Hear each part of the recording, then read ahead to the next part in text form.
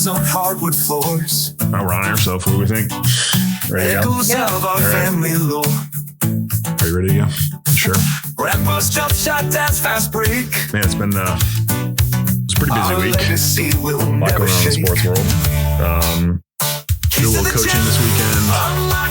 That was interesting. For me, this week is a lot about intersections of my life as I think a little bit about like basketball and culture and society and as coaches what our jobs are. So that's kind of what's on my mind. Those are some of the things. I actually even broke out some notes from business school to reflect back on things. And we're going to talk about this, but the other day, remember we were quizzing for AP Gov. Oh yeah. And we were talking about societal characteristics like Western culture versus, and the more individualistic. So it brought me back to one of my leadership and organizational behavior classes. And in that class, we talked a lot about like orientations, like how we orient to the world, and how culture impacts like organizational decision making, how businesses operate, and those sorts of things. So a lot of the things that I have to talk about today are going to be related to that for sure. But what are some of the things that what are some of the things on your brain as we think about basketball? The WNBA has been going at it. Yeah, we're getting ready to the end of the season, huh? Yeah. Ready for the finals? Not quite there yet. We got one more game tonight, right? At the time of this recording, I think we are just minutes away from the Lynx and Sun tipping off in what is game 5 of the WNBA semifinals. The Liberty kind of made light work.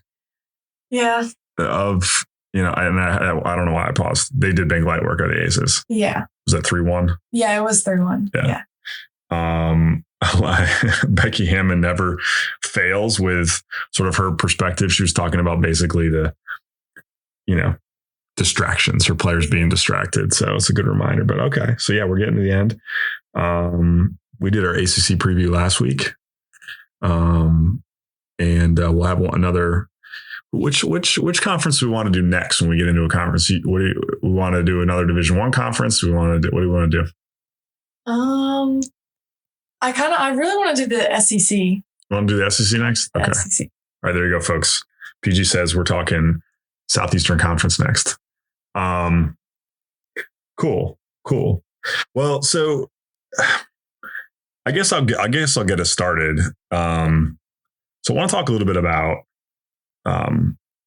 the Flywheel effect. So there's a great book.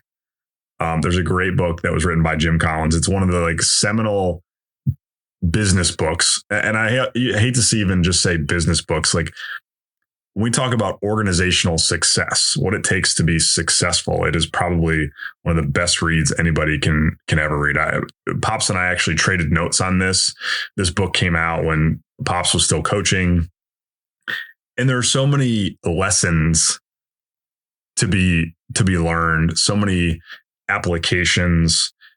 I'm not going to we could spend hours just on the book, but I'm going to pick some snippets out here.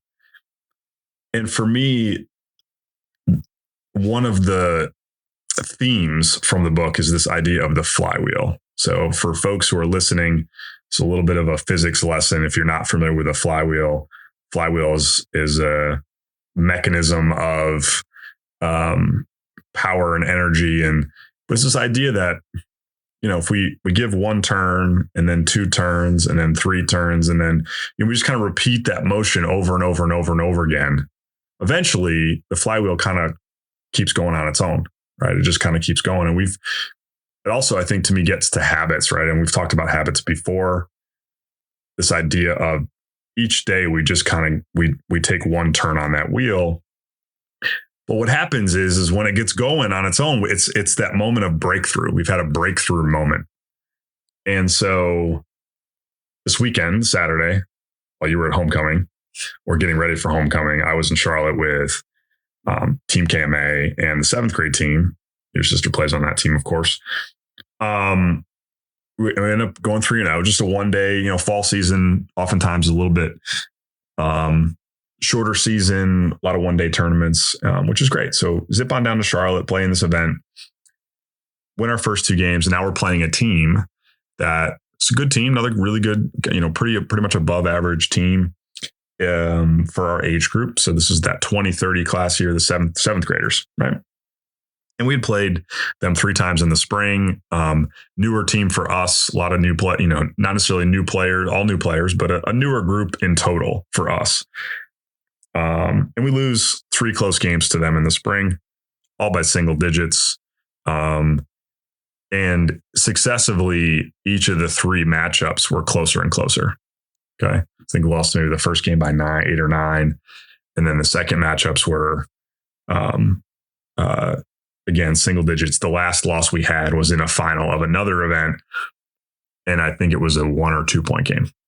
So anyway, we're going to play them in the final of this event. And we win by 2 in double overtime. Okay.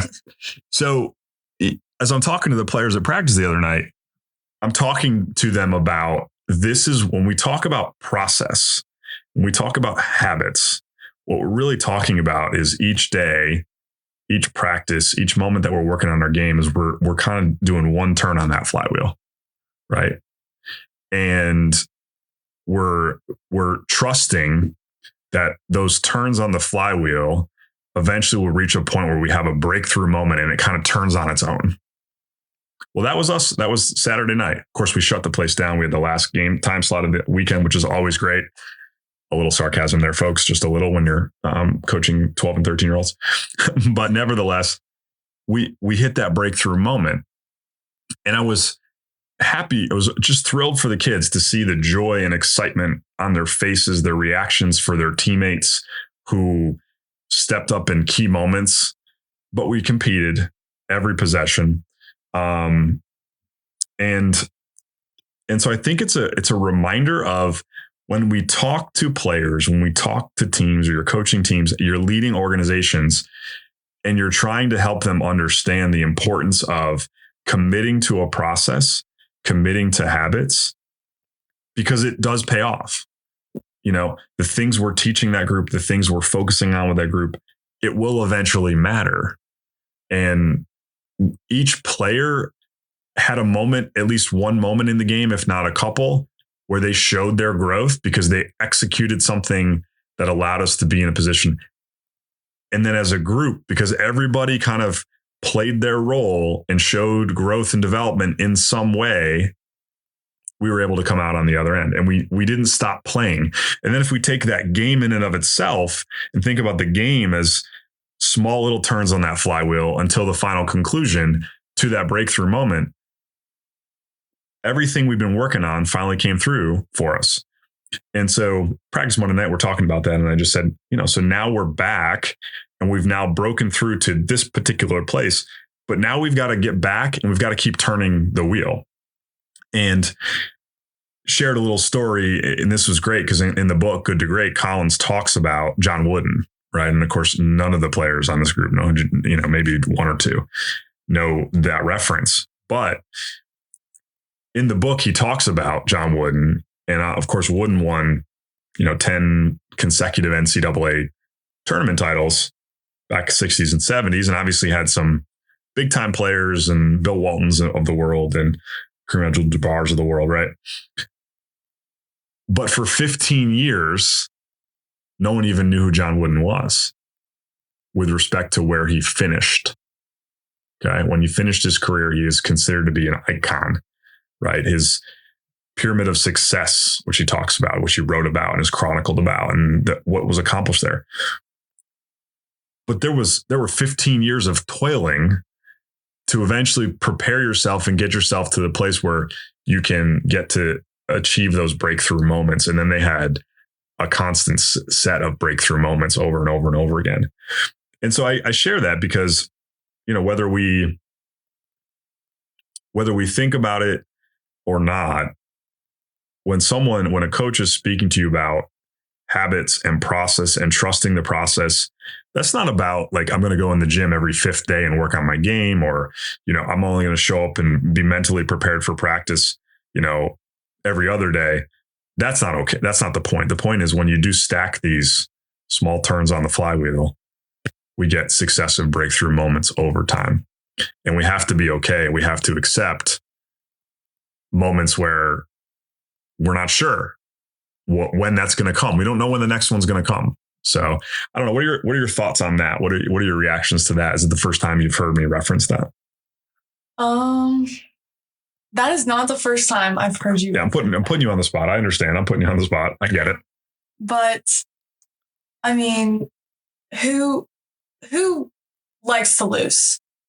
Yeah, but I think it's more than just losing though. So don't you? Yeah. That's not. I mean, the example I'm giving is an example of, as a coach, as I addressed the families via email today as a follow-up, my point was, as a coach, this is what you live for, right? You live for, I love practice.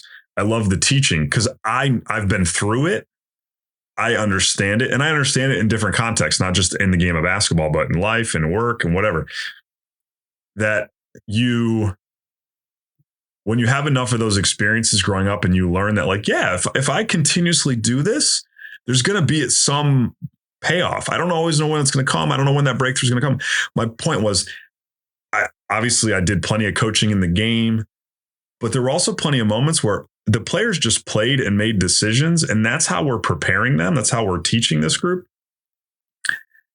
And it was a moment of validation for the players that, like, this works. Like, we're doing the right things. You all are working on the right things. And I wanted them to understand and acknowledge that, right? The next breakthrough moment might come in a week. It might come in 6 months. It might come in a year. It's about using that as a teaching opportunity to help them understand the idea and the analogy, right? To me, it's more about that than like winning.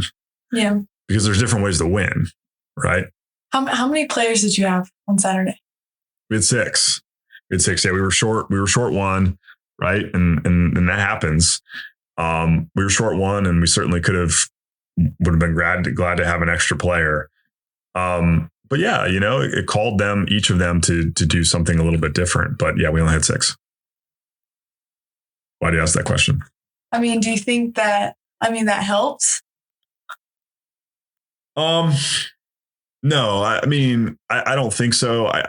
Listen, whether you have 6 or 10 or 12, right? Now, obviously, and this is going to get to something else I wanted to talk about, which is what the goals really should be about AAU specifically, or anything you're doing in travel, or any program or team that you're responsible for as a basketball coach. And this is any coach in general, but we'll get into that in a second. But you obviously have different roles within that group. And so our roles have evolved over time, and players have improved in their roles. And so obviously we were absent a player who I believe is one of our stronger defenders, who is one of our stronger rebounders as a guard. So we were certainly absent a role that certainly would have strengthened us. And so other people had to step up and contribute in ways that they may not normally, which is also in and of itself a learning opportunity. But yeah, it's but so it's the bigger picture, right? And so I love that. So anyway, that was one of the things. But it gets to culture.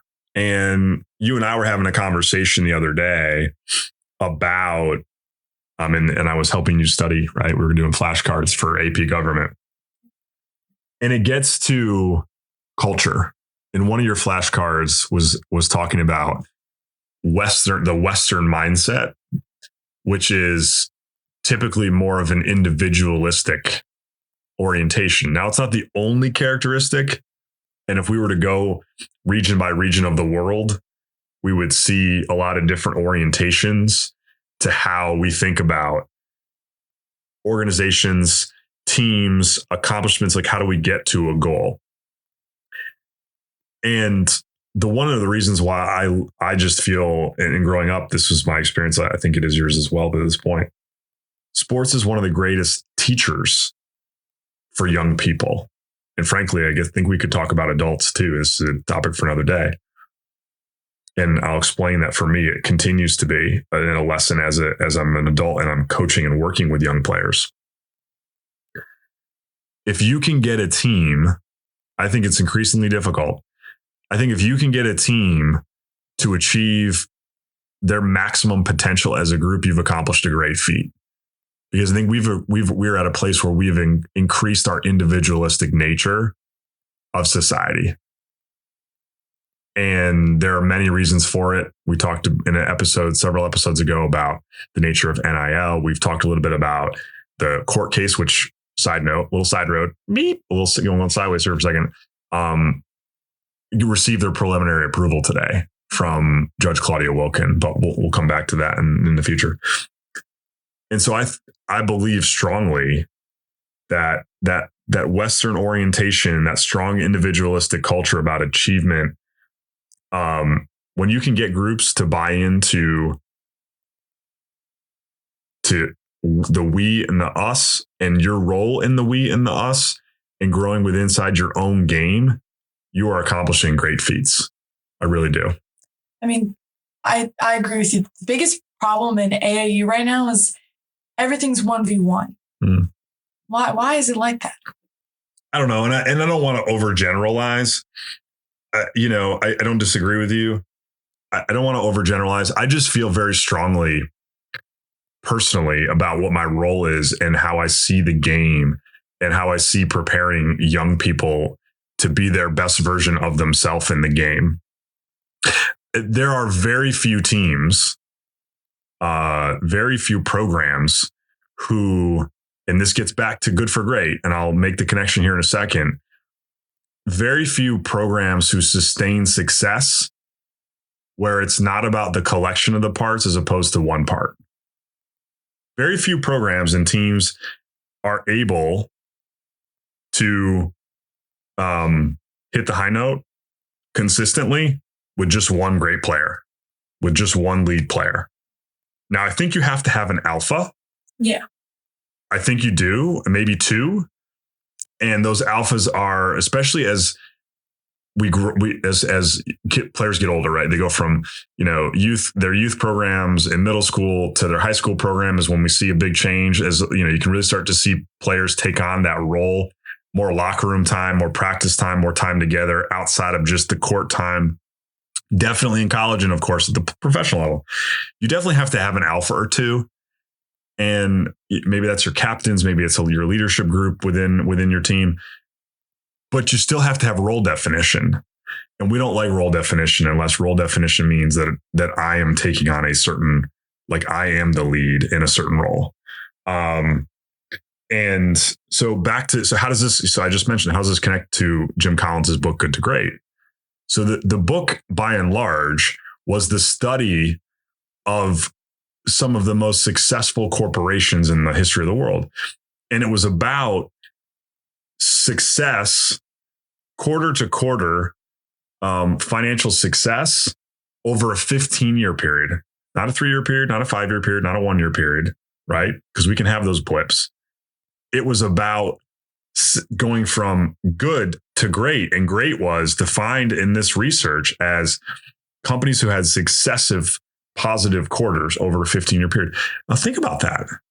That's a if we think about generations being about 18-year windows in society, that's almost a full generation of success in one company, which also means it lives oftentimes beyond one CEO, one senior leadership team, many changes in the market, many changes in presidents, right? So lots of things can happen. So what you've done is you've built culture. You've built culture within your organization. And to my point about, I just think as a coach today, if you're able to achieve and get your players and your teams to go beyond our typical norms that we live in, which is this Western civilization, Western culture, a dominant orientation to more of an individualistic, you've accomplished something unbelievable.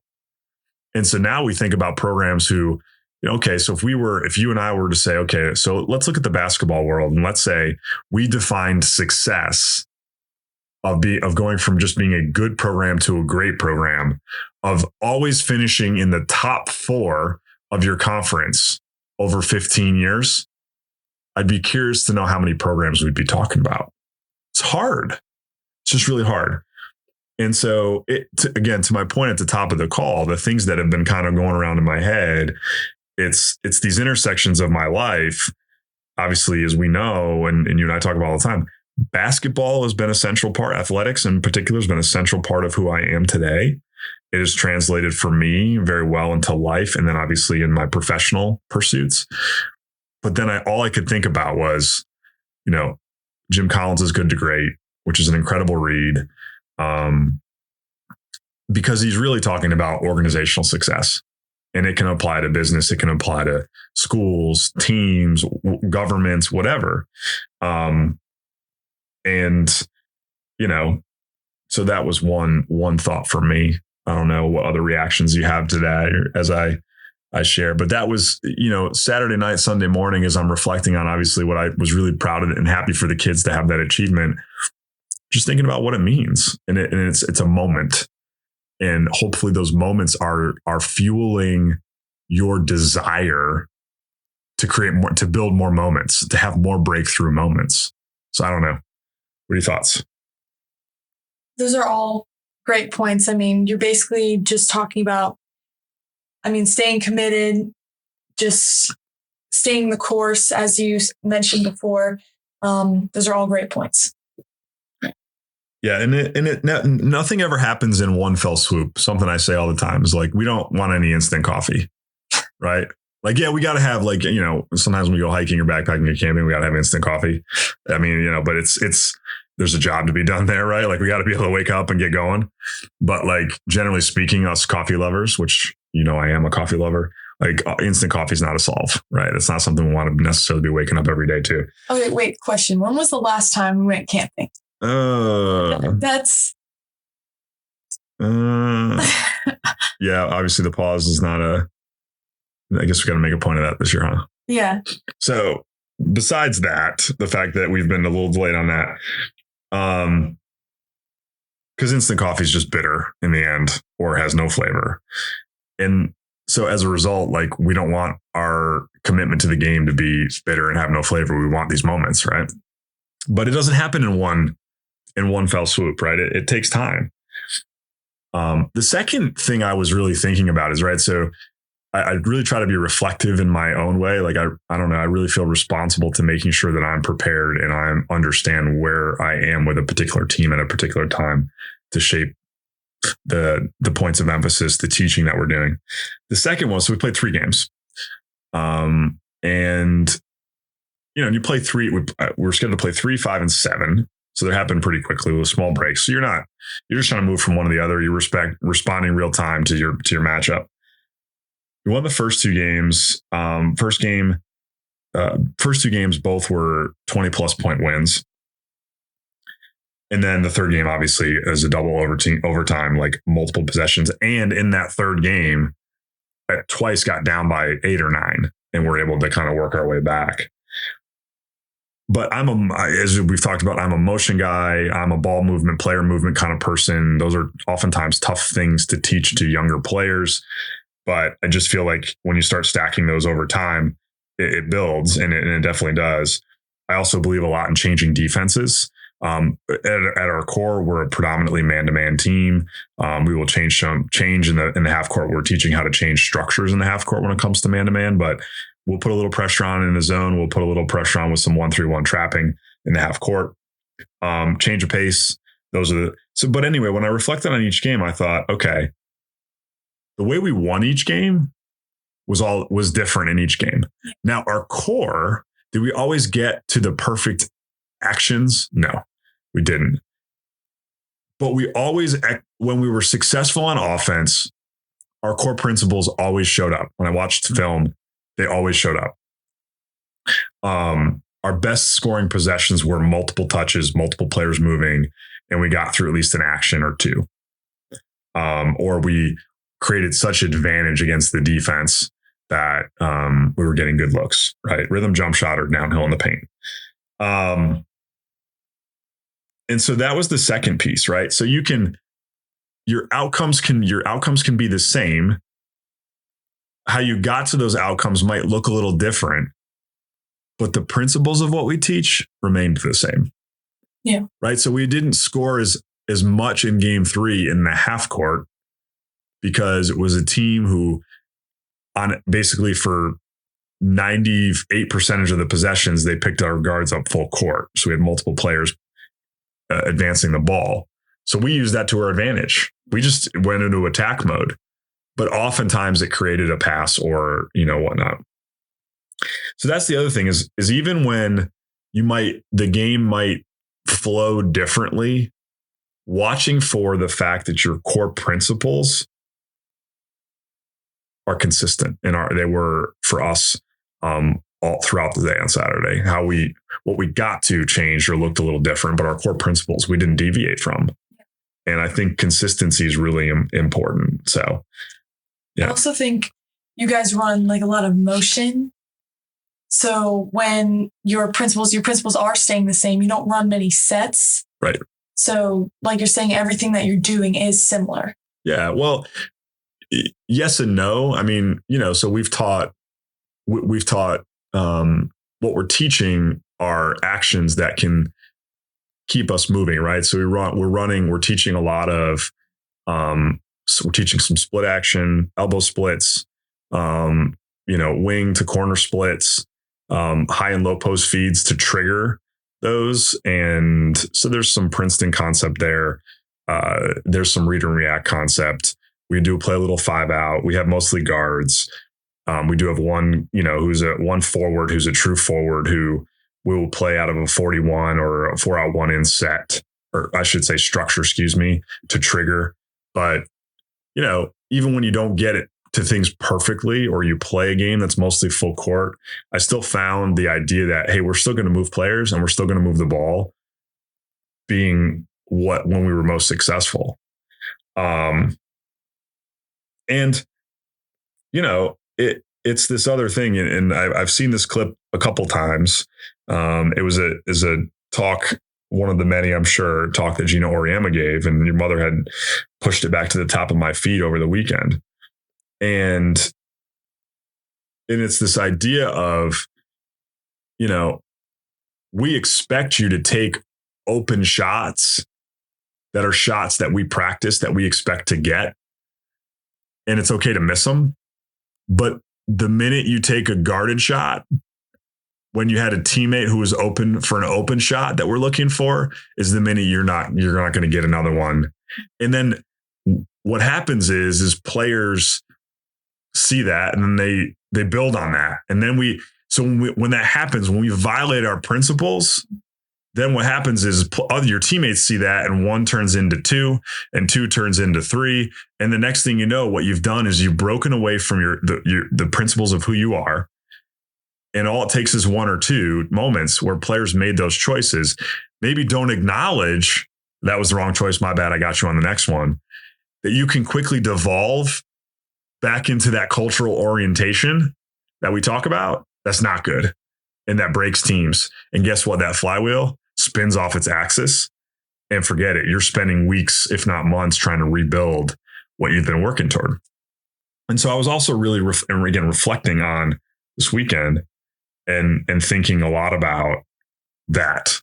Like, we didn't violate our core principles across 3 games. How things got organized and where we landed all looked a little different at times.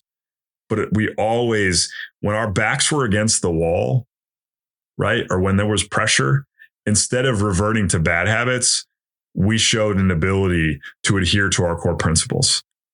And to me, that was a really good point. And that's hard. It's hard to maintain. It's hard to. I was talking about a small snapshot in the lifetime of this group, but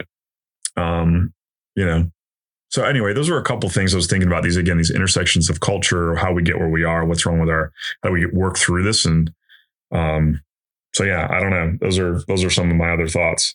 The other piece, the last thing I was just going to comment on as we open is thinking about the space that I work in now. So work in higher education, work in a business school, And my colleagues who do our career development work, what we call market readiness and employment, we think about them as coaches. We think about them as people developers.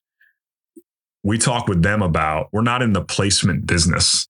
Like, I'm not placing you in a job when you're done in your program, whether it's our undergraduate students who are finishing up their 4 years at the university or our graduate students who are finishing up a master's degree. Like, we're not placing you. What we're trying to do is help you understand what's required to help you develop as a professional, help you manage your career. And by building those skill sets, those knowledge, skills, and attitudes, you will never, ever, you will always be prepared to manage your career, and you likely will never really have to look for a job. You'll always be in a position where there's some opportunities surrounding you. In AAU, we should never think about ourselves as being in the placement business. And anybody who says, oh yeah, come play for me, come play in this program, and I can get you there, is full of it. Like, we are in the development business. That's how we should be. People who are deciding, I want to contribute to society by working with young people through a sport, who are you're choosing to spend time. What you're signing up for, what you should really be signing up for, is I'm in the people development business. You should be thinking about yourself as an educator or a facilitator of learning in your classroom. And I used to talk about this with my parents all the time, both educators and obviously Pop's coach for a long time. The court is your classroom. If you do these things, if you're coachable and you spend the time working on your game, the outcomes happen. And so, obviously I've got a younger group, but the message should be consistent. If you are committed to doing these things, and this is how we facilitate your learning and growth, because that's what I think about. The less coaching that we could do on the court during a game, the better job I've done in practice, the better job our players have done taking care of their business, as Coach Carter always says, right? On any day that ends in Y, which I love. I think it's it's so clear. But that's what we should, and those are then habits and skills and attitudes that they're taking from this athletic experience they can apply anywhere in life. And so that's the other piece is, again, I have a lot of thoughts to think about after coming out of this weekend. That's what we're in. We're in the development business, right? I don't know. How do you feel about that? Like, if someone says that to you, so if my job as your coach I'm here to help you develop and grow. I feel like that also creates a culture that's like, I'm playing to learn. I'm playing because I love the game. I'm playing to grow. As I've talked about previous episodes, instead of playing to get a certain outcome. So I think and that's not to suggest this is an easy mindset to get to, or that one that it doesn't need to be reinforced, right? We have to keep working at this stuff. And as coaches, we have to keep trying to drive home that message. And it's hard. And it's hard for players. It's hard for young people. No one's perfect, but those are the things I see. And I just, when I see those, again, going back to as an adult, as a coach, getting a chance, when you have these moments of getting a chance to see those things come through, you're just reminded of, why we do this, what we should really be about. And again, focusing on the things that really matter. And so anyway, those are sort of the things that were on my mind, is sort of like culture and how we think about the orientation of our society and how that manifests itself inside the game. The moments where you see your team when they're facing pressure, get close to their core principles, and that's what pushes them over the top, as opposed to reverting to bad habits. And then, what business are we in? If you are choosing to work with young people in any walk, athletics, sport, and obviously that's what I enjoy spending time doing, we're in the development business. We're in the people development business. We're in the young people, and we're trying to create habits and mindsets and attitudes that they can apply to their goals as it relates to the game, but also just give them a little bit they can take with them. So anyway, my thoughts for this week. I don't know. Let's transition into your segment, right? So let's get 2 feet in the paint with you, with the PG this week. What's on your mind? What are we thinking about in for you? So I wanted to talk about one of the most underrated elements of the game of basketball. Okay. Can you tell me what that is?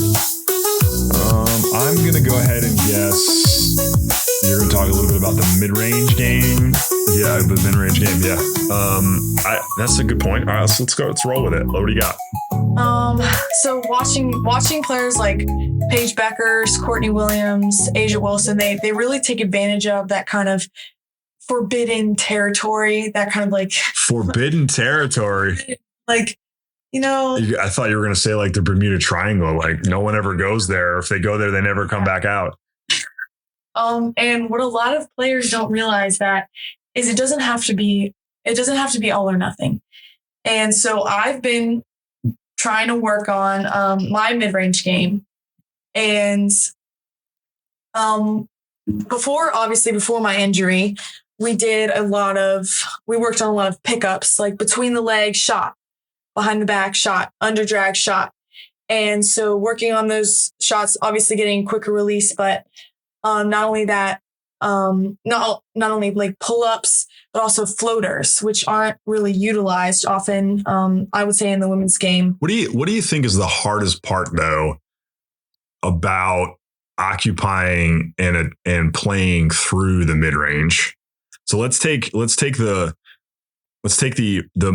actions, the movements, or the skill sets just out of it for a second.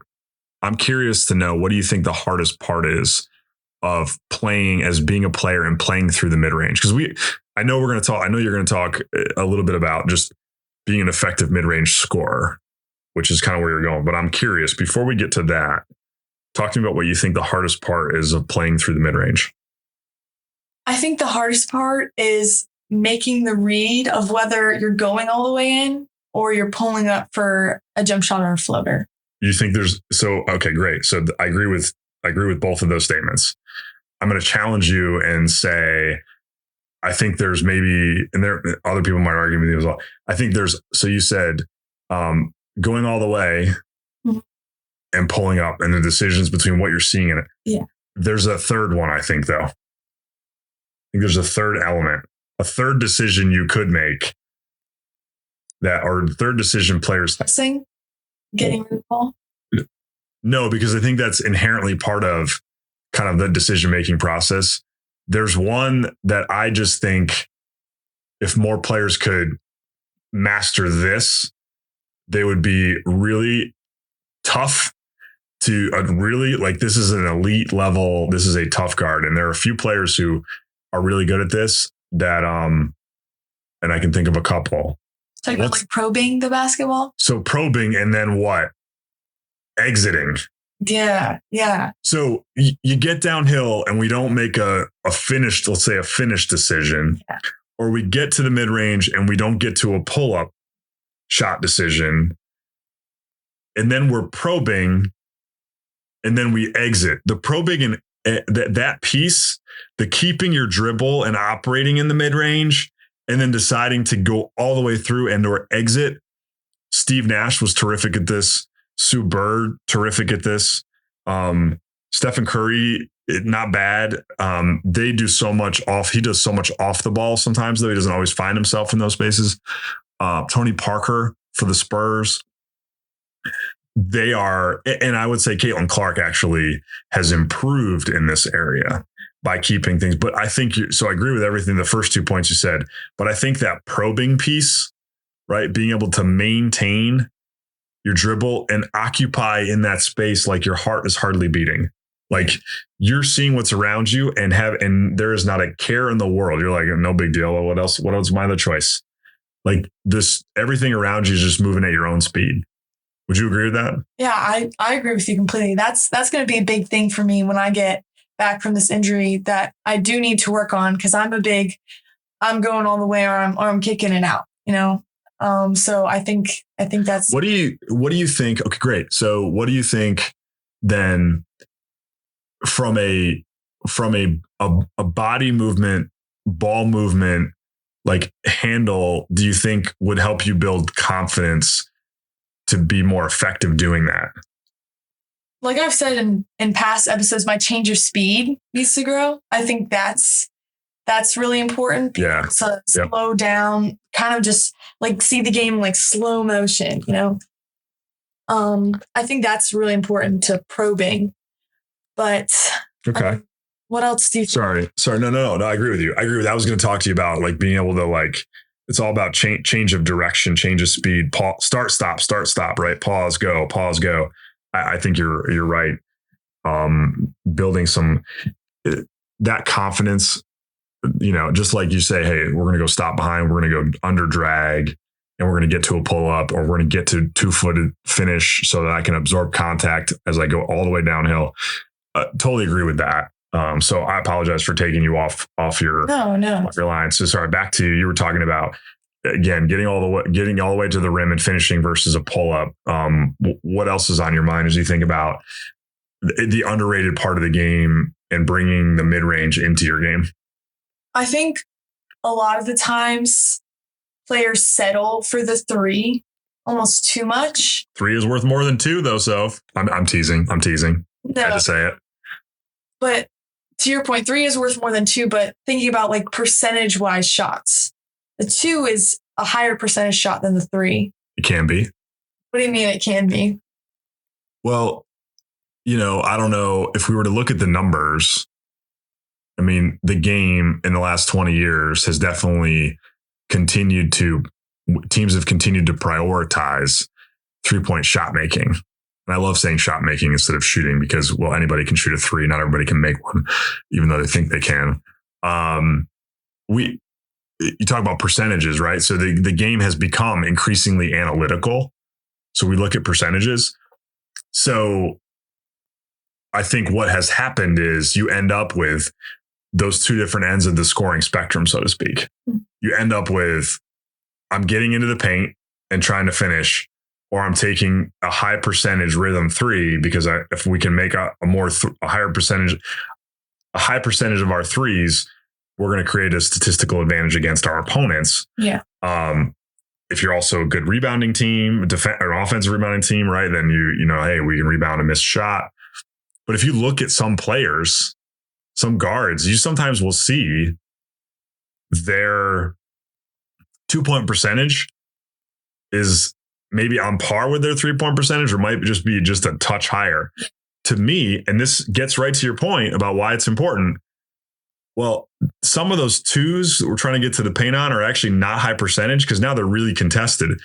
So that gets back to, reinforces the value of, well, shoot, if I can go shot fake 1 or 2 dribbles to a 2-footed hop up into my shot at 10, 12, 15 feet. Yeah, that's probably a higher percentage shot than me getting to the rim trying to go against, you know, 6'1". I'm talking, you know, 6'1", 6'2" in the women's game. A forward in the women's game that's contested doesn't mean we don't get uncontested 2s. But I think it validates your point. And that's why, you know, people who are really watching, you should be watching a Paige Beckers, a Courtney Williams, because among the players today, to the point you made, because my shoulders are square. Yeah. I'm organized and I'm unguarded. So I don't know, you got me going, but yeah, what else you got on this? I mean, for a good 3-point shooter, if I'm guarding them and if that's what they're known for, we're going to run them off the line. And so if they get downhill and they get you on your heels, I mean, a pull up, that it's there. So then what you're saying is then, you know, being a really good scorer is the ability to understand when and how to be a 3-level scorer. Yeah. We don't have very many 3-level scorers today in the game. Yeah, I mean, that's a good point. It makes it harder to be a scout, right? It makes it harder on the scout. Everybody has tendencies. I was just talking to a player yesterday at practice about the Kobe thing, the leg kick, right? You know, I'm right-handed and I drop my right leg back as I shot fake. Like, no, we should shot fake and have our feet and not come out of our stance so we can then explode out of the move. 100%. tendencies. Yeah, we're going to run them off the line. Maybe they're not great handling it going to their left. Maybe, they go to their, it's a lot what a lot of people talked about with Caitlin Clark, right? Hey, when she goes right, it's the only time she's going to go to the basket. But when she goes left, she's getting to her pull up. Yeah. Not wrong. I mean, she's continued to evolve, but yeah, you can prepare for those. So being able to be, I'm sort of 100% agreeing with your point. It's an underrated part of the game. What are your thoughts though on the way the game is played? Would you say you think the way a lot of teams play don't always create spaces for mid-range? Yeah. What do you think? I don't know. I don't know what your thought is on that. I have some thoughts. Yeah. Was it a WNBA game or a college game? When you were talking about how sometimes it's a tactic to not shoot the mid-range. You know what I'm saying? When was that? Was that? Yeah, I'm not sure. I'm not sure specifically which game we were watching. Mom said something about I think it was Kate. No, it wasn't Caitlin. A guard was coming off a screen and she had the option for mid-range and she didn't take it. And she said, why didn't she shoot that mid-range? And you said, well, sometimes it's a tactic. They're thinking. Where were they on the floor? It was a high ball screen. I think it was.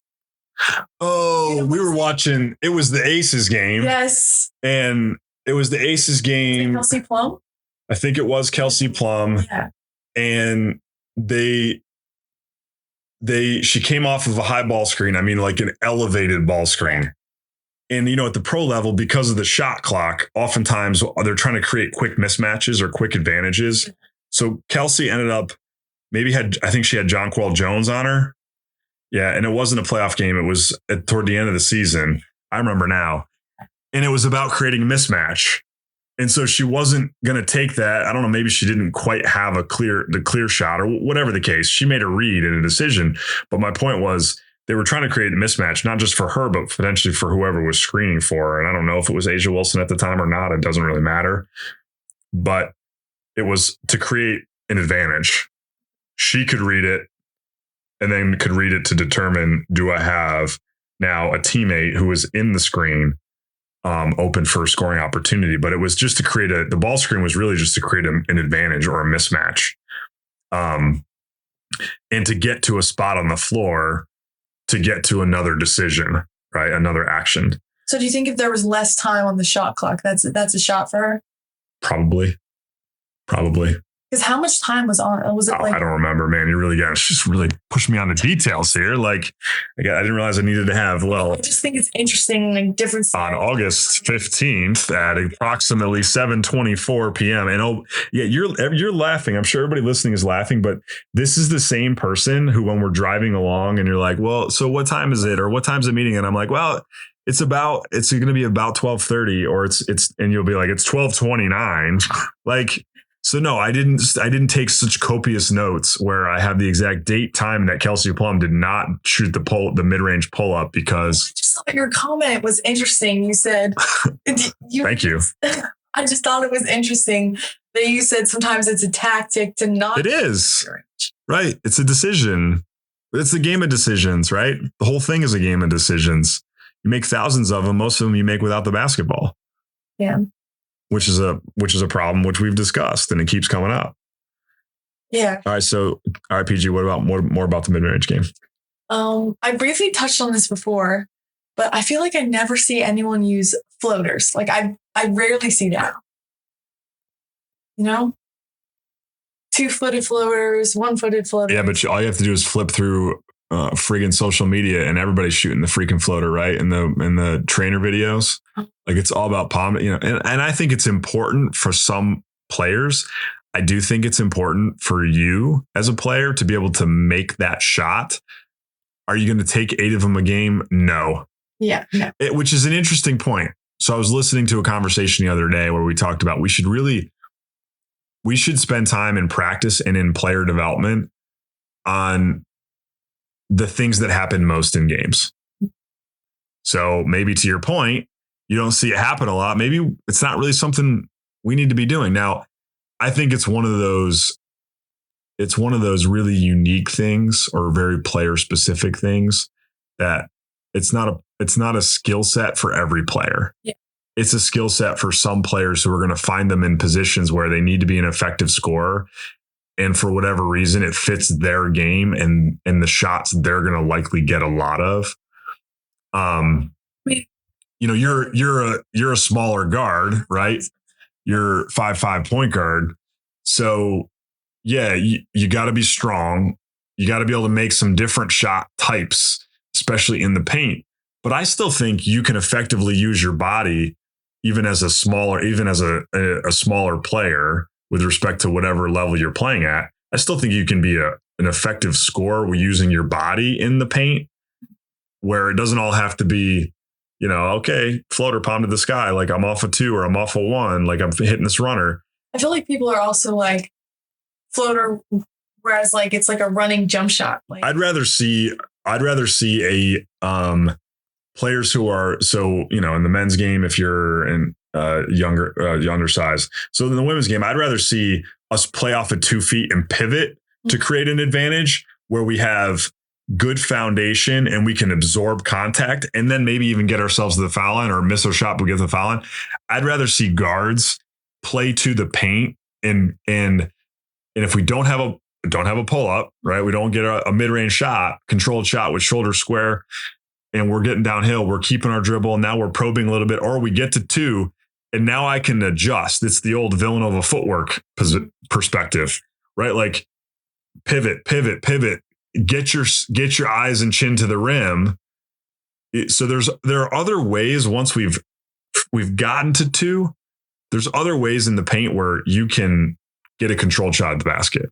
Yeah. But again, it's you know, it's the old underneath the surface, the heart is hardly beating. Like you're like, I'm good. There's no reason to rush here. Yeah. And most players, they get in and make a decision and that's the processing is what lowers the percentage. Yeah. So I don't know, maybe you just convinced me. You allowed myself to talk all the way into the, like, yeah, take the floater out of the game. That's where I'm at. No floaters. No floaters. We're teaching players no floaters. No, we do floaters every time we go to the gym. Normally, well, like the habit of working on touch, though. Yeah, that's true. To me, it's more than just can I make the shot. It's also like, am I getting the ball to land softly up on the rim? Right, like we got to have touch. We do work on like the different angles. You know. Yes, we do. We do. So mid-range game is underrated. Yeah. We agree. We agree. I mean, who couldn't agree? Any analytics guru in the country who tells you like, no, just take your threes if you can make threes at a 36% clip, we'll take plenty of them. That is a pretty good percentage. I mean, it's above average. Elite is when you're in that 40 plus range. Okay, yeah. That's elite. Yeah.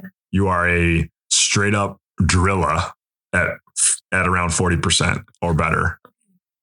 You are above average. Okay, take a turn. Take us down another road. What do you think about the 4-point line? Oh, come on with this. It's a terrible question. Listen, you've got an old head now who's like, I can't take, like I have enough other things that I'm trying to adjust to. And as the game evolves that like, we got to talk about a 4-point line. No, there's no 4-point line. We're going to make the court 100 feet long now instead of 94 by 50. Like, come on, stop changing the game. That's ridiculous. There's no 4-point line. Wait, where did they like put you were talking about this the other day. Some league was trying this out. It wasn't the other day. It was. No, it wasn't. It was weeks ago. I don't remember. Again, folks, with the like date timestamp, I'm going to have to, she's going to walk around. You're going to walk around like behind me, recording me, like, so that way you can bring it back up. I don't remember. Sorry. I don't remember. You were just talking about some league was trying out this 4-point line. Yeah. I don't recall. You should do some research on it. There's your assignment. As my parents used to say to me at the dinner table, go get the encyclopedia off the shelf, right? Go Google it. Type it into ChatGPT. Ask them what. Oh, ChatGPT. I don't know. I just feel like everything now is like Google it, but now it's like ChatGPT. I'm sorry. Yeah, we're not getting into that right now. Okay, so 4-point line. Yeah, I'm out. That's out. I'm not voting for that. That idea has been voted off the island. You don't even know what that ref. Exactly. Why would we? Oh yeah, that's true. Why not? No, you're talking about fundamentally changing the game. The game is creative enough as it is. We don't need to make it any more creative. Yeah. Sports are cyclical. Things come back around. We have innovative people in the game. Like, we don't need a 4-point line. I'm already like not a huge fan, especially at the professional level, of a 24-second shot clock. Yeah. To me, that was just a business and entertainment decision. It wasn't about the game. It was about eyeballs and fans. And I get it. They're paying the bills. That's what we pay for. The ads and the TV subscriptions. I get all that. But like, it changes the game. And I'm not saying it's good, bad, or indifferent, but there are elements of the game you don't see as much of anymore. I mean, when did they switch it to a 24? Exactly. Another question. You're like, give me the date and time. I don't know. It's been like that in the NBA for a while. Obviously, the WNBA has been around 25 years. I don't know if they started with a 24-second shot clock or moved to it, but the NBA definitely started with a longer shot clock. I don't remember. Remember, there were times where there wasn't even a shot clock in basketball, period. There wasn't even a 3-point line in basketball. That's true. Imagine how many points Pete Maravich would have scored in his career if there was a 3-point line. That's true. Right. We would have the leading scorer of all time in college, Caitlin Clark. Well, what do you mean we wouldn't? Of course we would have. But he would have probably scored more points then. That's true. Yeah. That's a good point. I mean, the leading scorer, I guess, landed in the right sport, right time. Yeah. All right, PG, have you exited the paint? Have we dribbled it out? What else you got for me on pro and lead base? Okay. All right. What else we got? Any other thoughts for this week? No, we've covered everything that I've got. All right, folks, listen. So, mid-range games underrated. Bring it back. Invest in it. We'll put some videos up of her working on a mid-range game of PG and some drills that you can do. Strongly encourage you to be thinking about that for your own players, coaches, if you're listening. Think about your actions and your spacing and how you're attacking. You want players making decisions in that space. It's an unoccupied space frequently. And so think about how you're developing players. Think about how you're using that place on the floor. Again, we're thinking about really that upper to middle third of the paint area. Middle third of the floor is a great place for players to operate. From me, just getting back to where we started, kind of around the culture of the game, and the individualization, and how there's this Western orientation of how we orient it, and we see it in sports and how hard it is to break. It's a compliment to coaches and leaders of organizations who can build through that and sustain it. Right. So this is maybe something for us to explore at some point, is like how many programs have for 15 years stayed inside the top 4 of their league. We'll make that as our arbitrary. Getting your team to make sure that, like, how do you develop your team to a place that when the rubber meets the road and the pressure is mounting, that instead of abandoning core principles, they adhere to those core principles, and those core principles push them through to a breakthrough moment. And then lastly, like, folks, you're not in the placement business. You're just not. Like, we are in the development business. When you're coaching and working with any age and stage of player, you're an educator, you're a teacher. The gym is your classroom, and your players' results, what happens is going to be because of that. That's not the reason for you to do this job. It's not the reason for players to choose your program. The players choose the program because it's the right place for them and the right people for them, right? Everybody needs a support system. Everybody needs a group of people to help them achieve and develop. but it's not your responsibility to place people anywhere. And anybody who is saying they can do that, I'm not convinced. You might be able to help make connections, but ultimately you're not the person who makes the decision about what their landing spot is next or where they go from as a result of the game of basketball. So that's going to wrap it up for this week's episode. This is episode 8, and we are cruising right along here at Keys to the Gym. PG, anything that you want to add before we hit the stop record button? I'm ready to get in bed. Yeah, you got to get up early. You got to work out in the morning. Keep grinding. Keep working at N-Dub, right? Go Vikings. Vikings. Go Vikings. All right, folks. We'll see you next week. Each one a story in itself. But true wealth's not in cups of gold. It's in the memories we hold. Keys to the gym, unlocking our hearts. Three generations, tearing cords apart, worlds apart. More than a game, it's in our blood. Keys to the gym, our families love, our families eternal.